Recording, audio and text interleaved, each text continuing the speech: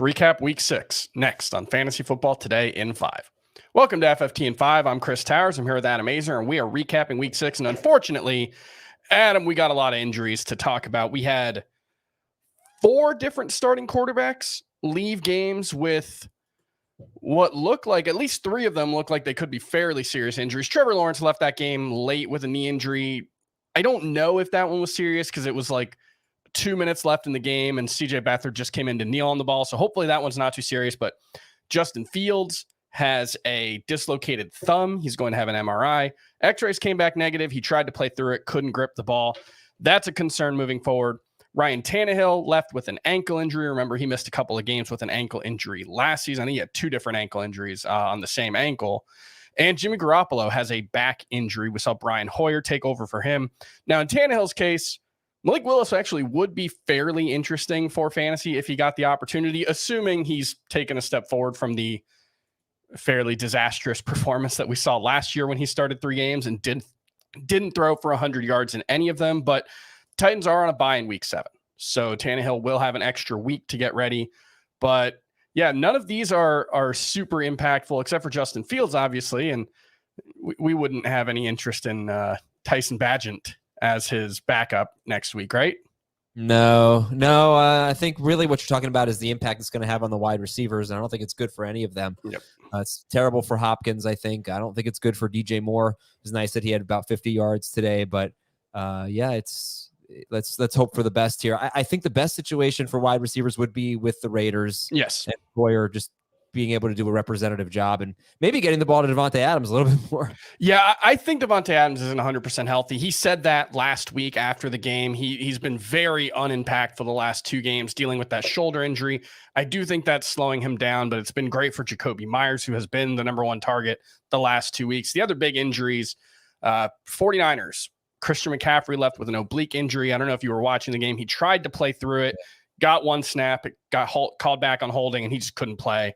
And the Deebo Samuel has a shoulder injury. Doesn't sound like that's too serious as far as the long-term ramifications, but in both of these circumstances, and especially with McCaffrey, in the past, I think we would have just said, okay, Elijah Mitchell, let's go, top 15 running back for fantasy. But he has struggled with a knee injury already this season, despite being a backup. This is a guy who just has not been able to stay healthy, has had multiple knee surgeries since getting to the NFL.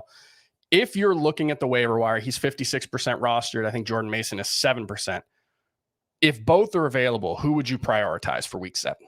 Mason. I would prioritize Mason. It feels like he's ahead of Mitchell right now.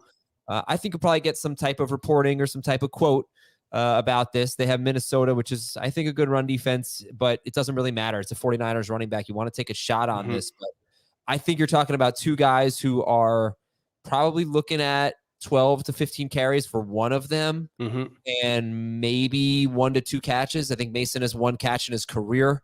Mitchell's never been big in that area either. So it's weird. It's not a rush to the waiver wire kind of situation for these guys, although we do have 6 teams on bye, so someone's going to need them.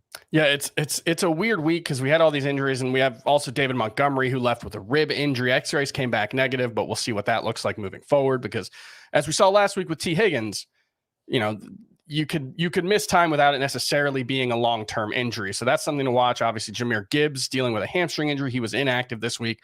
Would you prioritize Craig Reynolds ahead of the 49ers guys? That's really going to depend on the reports. Yeah, as of right now, I would. If you told me that McCaffrey was going to be out and Montgomery and Gibbs were both going to be out, no, I think I'd go Mason. I think Reynolds is doing nothing for them. He had like one of the best blocks of the week, but it's a tough one. But my gut reaction is Mason. Yeah, Reynolds did have a stretch towards the end of last season where I think had like 3 games with 9 to 12 PPR points, I think. So he wasn't great, but he was serving as something like a lead back, and it's a great situation, but tough matchup in week 7 against the Ravens. Let's move on really quickly to the winners and losers. And I want to talk about Adam Thielen, who I don't even know how could we have seen this coming? This is 10 more catches today. I think part of it, the analogy I want to make is to like the late Ben Roethlisberger era Steelers with Deontay Johnson, where it's not necessarily that Adam Thielen's like changing the game for their offense. He's not making plays down the field. He's not making plays after the catch. It's like run 7 yards, run 3 more yards forward, and then fall down. He's averaging 10 yards per catch, but it's just the volume has been unbelievable. And I think you got to treat him as a top 15 wide receiver until further notice. Adam, who's your biggest winner for this week? Yeah, I like Michael Pittman. I like Pittman with Minshew going into this game. Get another big game from Pittman. And I think, look, I don't like the next 2 matchups for him, Cleveland and New Orleans. These are really, really good defenses, really tough against receivers, but that doesn't mean he's a sit in these games.